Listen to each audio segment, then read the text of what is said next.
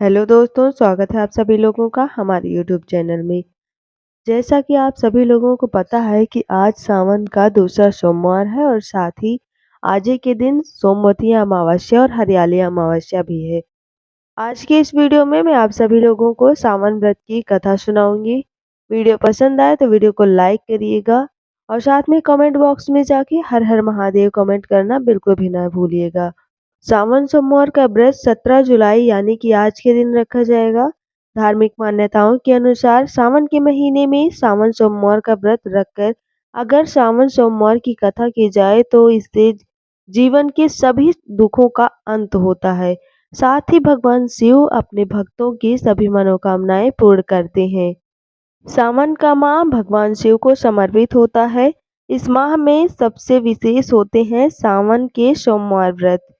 ऐसा माना जाता है कि अगर जीवन में कोई समस्या आ रही है या आर्थिक स्थिति खराब है या करियर में सफलता नहीं मिल पा रही है, तो सावन सोमवार के व्रत करके और व्रत कथा पढ़कर जीवन के सभी कष्टों को दूर किया जा सकता है। आइए जानते हैं सावन सोमवार की व्रत कथा के बारे में। एक समय की बात है, किसी नगर में एक साहूकार रहता था। उसके घर में धन की कोई कमी नहीं थी, लेकिन उसकी कोई संतान नहीं थी। इस कारण वह बहुत दुखी था। पुत्र प्राप्ति के लिए वह प्रत्येक सोमवार व्रत रखता था और पूरी श्रद्धा के साथ शिव मंदिर जाकर भगवान शिव और माता पार्वती की पूजा किया करता था।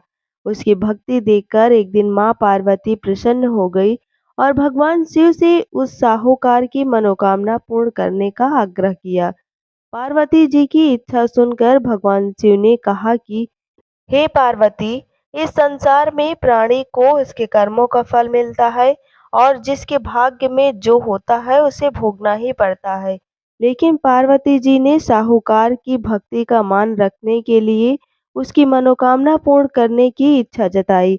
माता पार्वती के आग्रह पर शिवजी ने साहूकार को पुत्र प्राप्ति का वरदान तो दे दिया, लेकिन साथ ही यह भी कहा कि उसके बालक की आयु केवल 12 वर्ष होगी। माता पार्वती और भगवान शिव की बातचीत को साहूकार सुन रहा था। उसे ना तो इस बात की खुशी हुई थी और ना ही दुख। वह पहले की भांति शिव जी की पूजा करता रहा। कुछ समय के बाद साहूकार के घर एक पुत्र का जन्म हुआ। जब वह बालक 11 वर्ष का हुआ तो उसे पढ़ने के लिए काशी भेज दिया गया।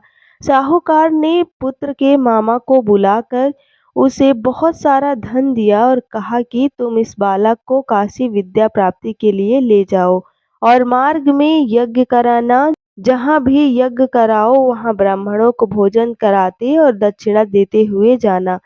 दोनों मामा भांजे इस तरह यज्ञ कराते और ब्राह्मणों को दान दक्षिणा देते काशी की ओर चल पड़े। रात में एक नगर पड़ा जहाँ के राजा की कन्या का विवाह था, लेकिन जिस राजकुमार से उसका विवाह होने वाला था वह एक आंख से काना था। राजकुमार के पिता ने अपने पुत्र के काना होने की बात को छुपाने के लिए एक चाल सोची। साहूकार के पुत्र को देखा, उसके मन में एक विचार आया।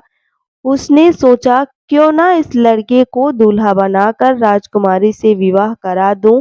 विवाह के बाद इसको धन देकर विदा कर दूंगा और राजकुमारी को अपने नगर ले जाऊंगा। लड़के को दूल्हे के वस्त्र पहनाकर राजकुमारी से विवाह करा दिया गया, लेकिन साहूकार का पुत्र ईमानदार था। उसे यह बात न्याय संगत नहीं लगी।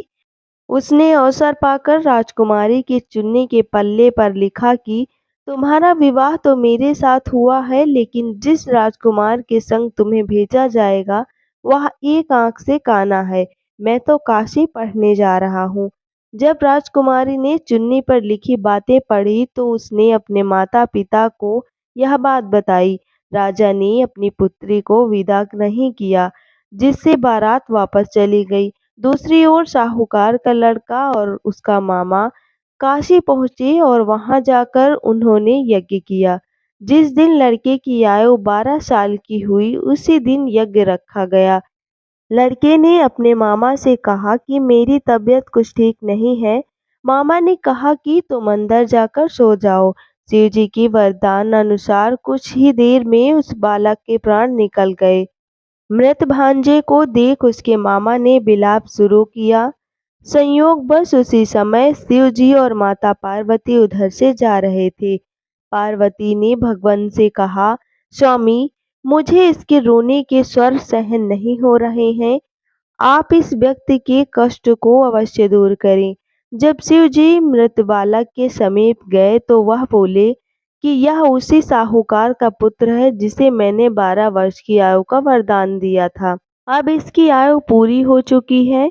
लेकिन मातृ भाव से विभोर माता पार्वती ने कहा कि हे महादेव, आप इस बालक को और आयु देने की कृपा करें, अन्यथा इसके वियोग में इसके माता पिता भी तड़प तड़प कर मर जाएंगे। माता पार्वती के आग्रह पर भगवान शिव ने उस लड़के को जीवित होने का वरदान दिया। शिव जी की कृपा से वह लड़का जीवित हो गया। शिक्षा समाप्त करके लड़का मामा के साथ अपने नगर की ओर चल दिया।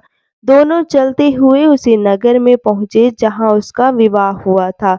उस नगर में भी उन्होंने यज्ञ का आयोजन किया। उस लड़के के ससुर ने उसे पहचान लिया और महल में ले जाकर उसकी खातिरदारी की और अपनी पुत्री को विदा किया। इधर साहूकार और उसकी पत्नी भूखे प्यासे रहकर बेटे की प्रतीक्षा कर रहे थे। उन्होंने प्रण रखा था कि यदि उन्होंने अपने बेटे की मृत्यु का समाचार मिला तो वह भी अपने प्राण त्याग देंगे, परंतु अपने बेटे के जीवित होने का समाचार पाकर वह बेहद प्रसन्न हुए। उसी रात भगवान शिव ने व्यापारी के स्वप्न में आकर कहा, हे श्रेष्ठी, मैंने तेरे सोमवार के व्रत करने और व्रत कथा सुनने से प्रसन्न होकर तेरे पुत्र की लंबी आयु प्रदान की है। इस प्रकार जो कोई सोमवार व्रत करता या कथा सुनता है और पढ़ता है, उसके सभी दुख दूर होते हैं और समस्त मनोकामनाएं पूर्ण होती हैं। सावन सोमवार पूजन विधि। सावन के सोमवार के दिन स्नान आदि के बाद भगवान शिव के मंदिर जाएं। मंदिर घर से नंगे पैर जाना चाहिए और घर से ही लोटे में जल भरकर ले जाना चाहिए। मंदिर जाकर शिवलिंग पर जल अर्पित करें। भगवान को साष्टांग करें। वहीं पर खड़े होकर शिव मंत्र का 108 बार जाप करें। दिन में केवल फलाहार करें। सायंकाल भगवान के मंत्रों का फिर जाप करें तथा उनकी आरती करें। अगले दिन पहले अन्न वस्त्र का दान करें, तब जाकर व्रत का पारण करें। आशा करती हूँ कि आज की वीडियो आप सभी को पसंद आई होगी। वीडियो पसंद आई हो तो वीडियो को एक लाइक करें। साथ ही कमेंट बॉक्स में जाकर हर हर महादेव कमेंट करें। चैनल में पहली बार आए हैं तो चैनल को सब्सक्राइब करें, साथ ही बेल आइकन प्रेस करें ताकि जब भी हमारे द्वारा कोई नया वीडियो अपलोड किया जाए उसका नोटिफिकेशन सबसे पहले आपको मिले, सबसे पहले आपको जानकारी प्राप्त हो।